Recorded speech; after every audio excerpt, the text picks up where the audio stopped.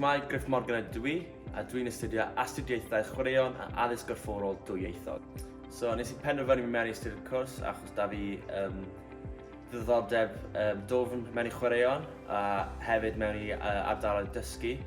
A o'n i wedi tyfu lan i siarad Cymraeg a dwi'n gweld bod e'n cyfle ardderchog i gallu mynd mewn i dysgu drwy gyfrwng Gymraeg yn well na mynd i unrhyw brifysgol arall gan fod mod moyn wneud dysgu yn Cymru a byddai'n cyfle da i cael llawer o gyfleoedd i wneud hyn.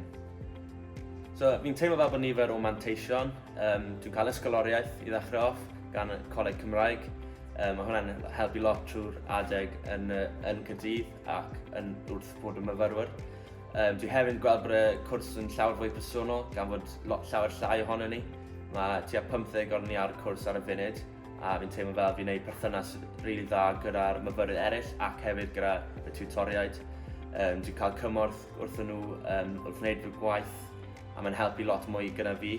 Dwi hefyd yn cael llawer profiadau a cyfleon i delio efo plant trwy'r gyfrwng Gymraeg.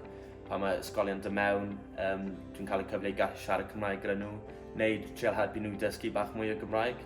Dwi'n gweld bod hwnna'n helpgar iawn i'r byd proffesiynol gan byddai wastad ddim yn cael pawb sy'n siarad Cymraeg. So fi'n credu bod yn helpu fi'n llawer iawn pryd byddai'n mynd mewn i'r byd proffesiynol bod fi'n gwybod sut i delio gyda'r gwahanol sefyllfaoedd.